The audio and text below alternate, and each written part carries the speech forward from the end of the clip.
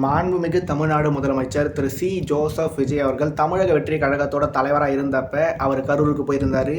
அங்கே ஒரு கூட்ட நெரிசல் ஏற்படுது. அந்த கூட்ட நெரிசலில் 40க்கும் அதிகமானவர்கள் மரணமடைஞ்சிருந்தாங்க. திரு விஜய் அவர்கள் தமிழ்நாட்டு முதலமைச்சர் ஆன உடனே அந்த மரணமடைஞ்ச குடும்பங்களிலிருந்து ஒரு 30க்கு அதிகமான நபர்களுக்கு அரசு வேலை கொடுக்குறேன்னு சொல்லி அரசாணையை வெளியிட்டிருந்தார். ஆனால் இந்த அரசு வேலை கொடுத்த அரசாணையை எதிர்த்து நாம் தமிழர் கட்சியின் சார்பாக பொதுமக்கள் சார்பான்னு சொல்லி ஒரு சிலர் ஒன்று சேர்ந்து கோர்ட்டில் கேஸ் போடுறாங்க. அந்த கேஸில் நீதிபதி என்ன தீர்ப்பு கொடுத்துட்டாரு? இந்த அரசாணை செல்லாது, அரசு வேலை கிடையாது அப்படின்னு சொல்லி நீதிமன்றம் தீர்ப்பு வழங்கிடுச்சு. தமிழக வெற்றி கழகம் இந்த தீர்ப்பை எதிர்த்து உச்சநீதிமன்றம் போக போகிறாங்க. உச்சநீதிமன்றம் என்ன மாதிரி தீர்ப்பு வழங்க போகிறாங்கன்றத நம்ம பொறுத்திருந்து பார்க்கலாம். ஆனால் நாம் நம்ம ப்ரீவியஸ் வீடியோவில் சொல்லியிருந்த மாதிரியே ஏற்கனவே அப்போ கவர்மெண்ட்டில் இருந்த திமுக 10 லட்சம் கொடுத்துருந்தாங்க, தாவேகா சார்பாக 20 லட்சம் கொடுத்துருந்தாங்கன்னு சொல்லி 30 லட்சம் ஆல்ரெடி கொடுத்தாச்சு. 30 லட்சம் கொடுத்த பிறகு மறுபடியும் கவர்மெண்ட் வேலை கொடுக்குறதுன்றது கண்டிப்பாகவே சரியான நடைமுறை இல்லைன்னு சொல்லி நாம் அப்போ சொல்லியிருந்தோம். இப்போ மறுபடியும் ஒரு முறை அதை அழுத்தம் திருத்தமாக சொல்ல கடமைப்பட்டிருக்கோம். ஆனால் கோர்ட்டு தீர்ப்பு வந்த உடனே இந்த தீர்ப்பை நாம் தமிழர் கட்சியை சேர்ந்த தம்பி தங்கைகள் கொண்டாடிட்டு இருந்தாங்கன்னா, இன்னொரு பக்கம் தாவேக்காவோட நண்பா நண்பீஸ் தோழா தோழிஸ் விர்ச்சுவல் வாரியர்ஸ் எல்லாரும் பார்த்தீங்களாங்க, எங்கள் தளபதி எவ்வளோ ஒரு நல்ல மனசோட கவர்மெண்ட் வேலை கொடுத்தாரு, அதுக்கு அகெயின்ஸ்டாக போய் கோர்ட்டில் கேஸு போட்டு ஏழை எளிய மக்களோட அரசு வேலை கனவுல போயிட்டு மண்ணள்ளி போட்டுட்டாருங்க இந்த சீமான். இதனால தாங்க திரு சீமான் அவர்கள் 2016 2026 வரைக்கும் ஒரு தடவை கூட ஜெயிக்கவே முடியல. இந்த மாதிரி ஒரு வேலையை பார்த்ததுனால திரு சீமான் அவர்கள் இதுக்கு முன்னாடியும் ஜெயிக்கலை, இதன் பிறகும் ஜெயிக்க போகிறதில்ல. 4% ஓட்டு அடுத்த எலெக்ஷனில் 0 ஆகிறது கன்ஃபார்ம் ஆகிடுச்சிங்க. ஏழை எளிய மக்களோட வயிற்றில் அடித்தா கண்டிப்பாகவே திரு சீமான் அவர்களுக்கு இதன் பிறகு நல்லதே நடக்காதுங்க அப்படின்னு சொல்லி சாபம் விடாத குறையாக தாவேக்காவை சேர்ந்த விர்ச்சுவல் வாரியை சுற்றிட்டு இருக்காங்க. நாம் நம்மளோட இந்த வீடியோக்காக ஜூலை 30 வியாழக்கிழமை சாயங்காலம் பேசிகிட்டு இருக்கோம். தாவேக்கா சுப்ரீம் கோர்ட்டுக்கு போக போகிறாங்க. சுப்ரீம் கோர்ட்டில் தாவேக்காவுக்கு சாதகமாக தீர்ப்பு வரலாம், இல்லை ஹைகோர்ட்டில் சொன்ன தீர்ப்பையே சுப்ரீம் கோர்ட்டும் உறுதிப்படுத்தலாம், எது வேணால் நடக்கலாம். ஆனால் தாவேக்கா இப்போவே ஒரு நெரேட்டிவை செட் பண்ணிட்டாங்க. என்ன, நாம் தமிழர் கட்சி மக்களோட வயிற்றில் அடிச்சிட்டாங்க, திரு சீமான் அவர்கள் மக்களோட வயிற்றில் அடிச்சிட்டாங்க அப்படின்ற ஒரு நெரேட்டிவை எப்பவும் போல் செட் பண்ணிட்டாங்க. ஆனால் திரு விஜய் அவர்கள் தான் அரசு வேலைக்காக கஷ்டப்பட்டு படிச்சுட்டு வந்த எண்ணற்ற மாணவர்களோட நம்பிக்கையிலையும் ஆசையிலையும் மண்ணை வாரி போடுற மாதிரி தன்னை பார்க்கறதுக்காக வந்து அங்கே கூட்ட நெரிசல் ஏற்பட்டு அந்த கூட்ட நெரிசலில் இறந்து போன குடும்பத்திலிருந்து 30க்கு அதிகமானவங்களுக்கு கவர்மெண்ட் வேலைனா கஷ்டப்பட்டு படித்து எக்ஸாம் எழுதி அதில் பாஸ் பண்ணி இன்டர்வியூ அட்டன் பண்ணி அப்படின்னு சொல்லி ஸ்டெப் பை ஸ்டெப்பையாக கஷ்டப்பட்டுருக்க மக்களோட நிலைமை என்னன்றதை பற்றியெல்லாம் திரு விஜய் அவர்கள் கவலையே படலை. ஆனால் கோர்ட் இந்த மாதிரி ஒரு தீர்ப்பு கொடுத்த உடனே ஏழை எளிய மக்களின் வயிற்றில் அடித்த சீமான் சீமான் சீமான் அப்படின்ற ஒரு நெரேட்டிவை மட்டும் சர்வ சாதாரணமாக திரு விஜய் அவரோட ஆதரவாளர்கள் பண்ணிகிட்டு இருக்காங்க. இங்கே என்னன்னா, இந்த விஷயத்தை பற்றி இன்னும் டீப்பாக பேசுகிறதுக்கு முன்னாடி இன்னொரு விஷயத்தை பற்றி நாங்கள் பேச ஆசைப்பட்றேன். அது என்னென்னா, சமீபத்தில் நீட் தேர்வு கொஸ்டின் பேப்பர் லீக் ஆகிருந்தது, ரீ எக்ஸாம் நடந்து முடிஞ்சிருந்தது. இதுக்கு பேரலாகவே டெல்லியில் போராட்டம் நடைபெற்றது. அதை மையமாக வச்சுக்கிட்டு மத்திய அமைச்சர் பதவி விலகியிருந்தார்.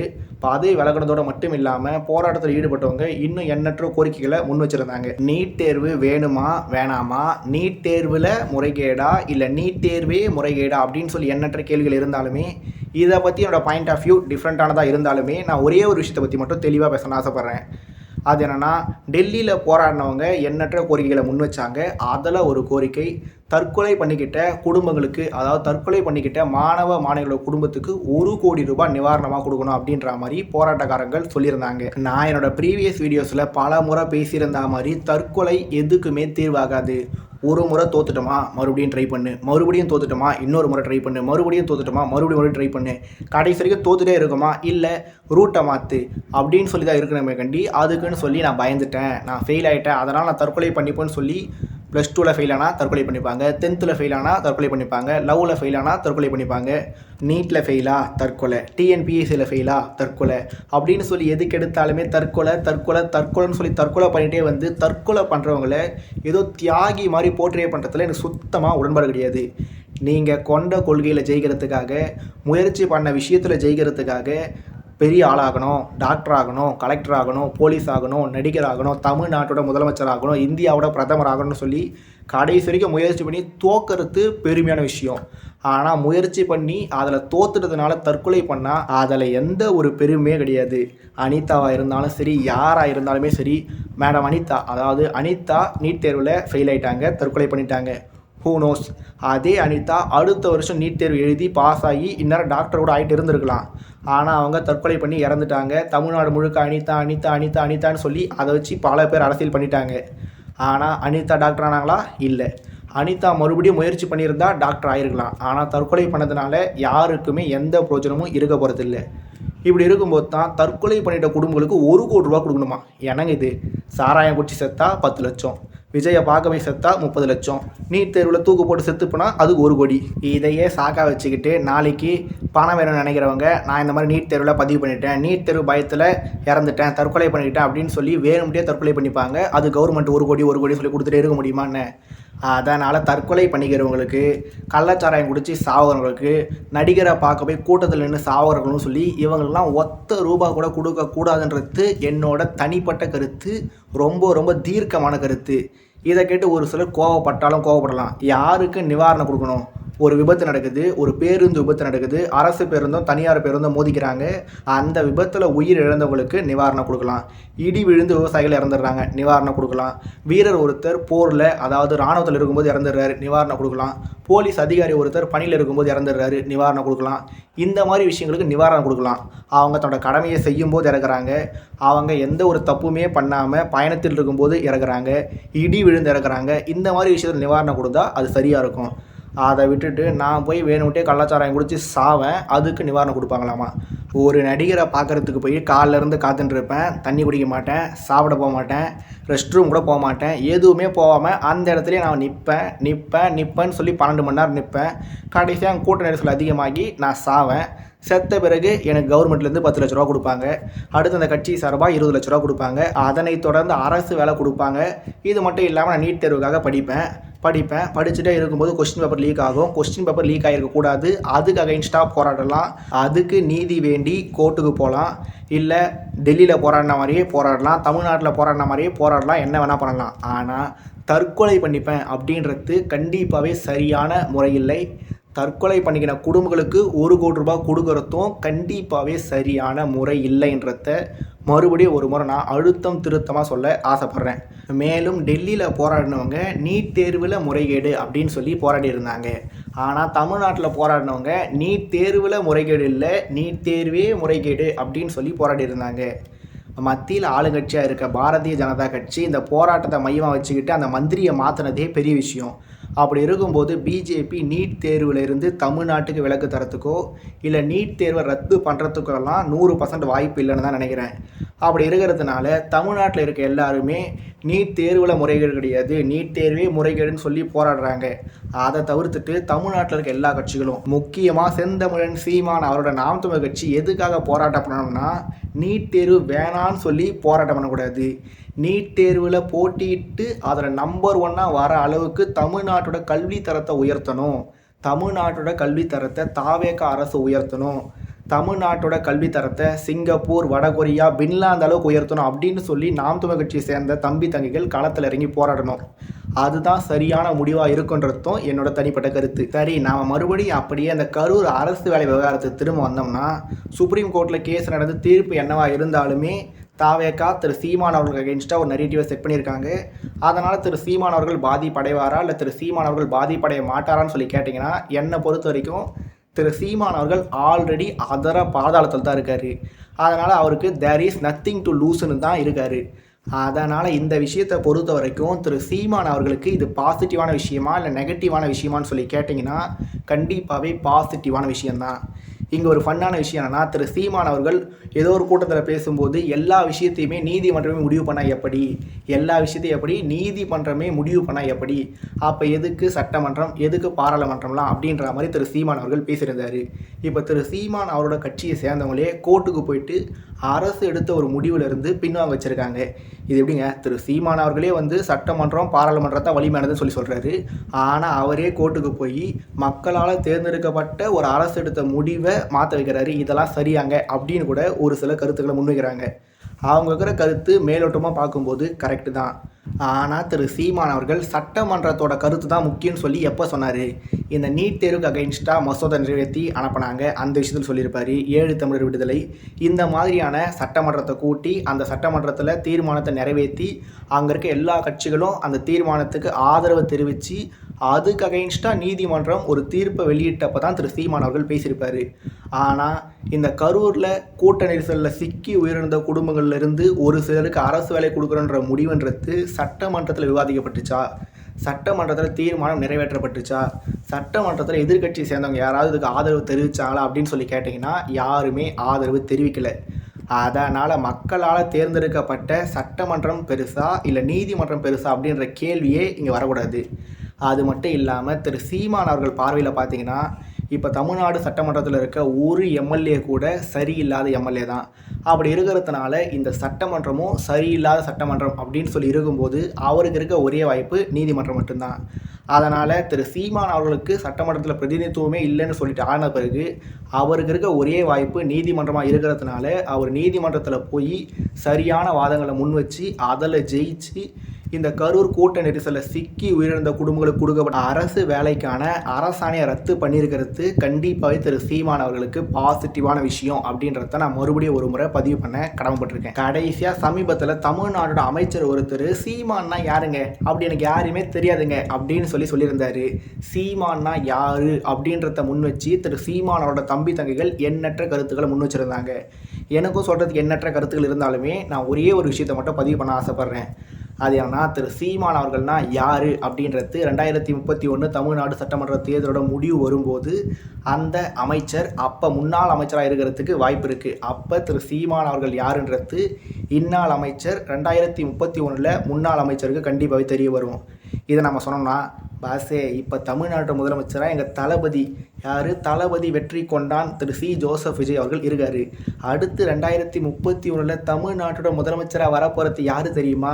வேலையில்லா பட்டதாரி தனுஷ் தான் பாசே. தமிழ்நாட்டோட அடுத்த முதலமைச்சர் எங்கள் சுல்லான் தனுஷ் தான் பாசே அப்படின்னு சொல்லி ஒரு நரேட்டிவை தனுஷோட ரசிகர்களுமே செட் பண்ண ஸ்டார்ட் பண்ணியிருக்காங்க. ஏன்னா திரு விஜய் அவர்களுக்கும் திரு தனுஷ் அவர்களுக்கும் எண்ணற்ற ஒற்றுமைகள் இருக்குது. திரு விஜய் அவர்களும் ஒரு வாரிசு நடிகர், திரு தனுஷ் அவர்களும் ஒரு வாரிசு நடிகர். திரு விஜய் அவர்களும் நல்லா டான்ஸ் பண்ணுவார், தனுஷ் அவர்களும் நல்லா டான்ஸ் பண்ணுவார். திரு விஜய் அவர்களும் பாட்டு பாடுவார், தனுஷ் அவர்களும் பாட்டு பாடுவார். திரு விஜய் அவர்கள் தன்னோட ஆரம்ப கால திரை வாழ்க்கையில் எண்ணற்ற விமர்சனங்களை உருவ ரீதியான விமர்சனங்களை ஃபேஸ் பண்ணியிருக்காரு. அதே மாதிரி தனுஷ் அவர்களும் உருவ ரீதியான விமர்சனங்களை ஃபேஸ் பண்ணியிருக்காரு. திரு விஜய் அவர்கள் தன்னோட தொடக்க கால படத்தில் ஹீரோயின்ஸை கவர்ச்சியாக காமிச்சு படங்கள் எடுத்திருப்பார். அதே மாதிரி தான் திரு தனுஷ் அவர்களும் படங்களை எடுத்திருப்பார். அது மட்டும் இல்லாமல் திரு விஜய் அவர்கள் சினிமா துறைக்குள்ளே வரும்போது ரஜினிகாந்த் அவர்கள் ரோல் மாடலாக சொல்லி தான் சினிமா துறைக்குள்ளே வந்திருப்பார். தனுஷ் அவர்கள் ஒரு படி மேலே போய் ரஜினிகாந்த் அவர்களோட மருமகன், ரஜினிகாந்த் அவர்களோட திரையுலக வாரிசுன்ற பேரோடவே வளர்ந்து வந்திருந்தார். அது மட்டும் இல்லாமல் பர்சனல் லைஃப் விஷயமாக எடுத்துக்கிட்டாலுமே திரு விஜய் அவர்களுக்கும் தனுஷ் அவர்களுக்கும் எண்ணற்ற ஒற்றுமைகள் இருக்குது. அப்படி இருக்கிறதுனால 2026 தமிழ்நாடு சட்டமன்ற தேர்தலில் திரு சி ஜோசப் விஜய் அவர்கள் பண்ணதை 2031 தமிழ்நாடு சட்டமன்ற தேர்தலில் தனுஷ் அவர்கள் பண்ணுவார் அப்படின்னு சொல்லி ஒரு சிலர் நம்பினாலும் நம்பலாம். திரு தனுஷ் அவர்கள் ஒரு மேடையில் பேசியிருந்தார். அந்த மேடையில் தனுஷ் அவர்கள் பேசின விஷயம் எப்படி இருந்துன்னு சொல்லி கேட்டிங்கன்னா ரொம்ப ஓவராக இருந்தது அப்படின்றத என்னோட கருத்து. If you are bad I am your date அப்படின்னு சொல்லி தனுஷ் அவர்கள் அந்த மேடையில் பேசியிருந்தார். மேலே சொன்ன அந்த வசனம் வந்திருந்த மாரி 2 படத்தோட ரிசல்ட் என்னன்னு சொல்லி உங்கள் எல்லாருக்கும் நல்லாவே தெரியும். அப்படி இருக்கிறதுனால தனுஷ் அவர்கள் அரசியலுக்கு வருவாரா வரமாட்டாரா?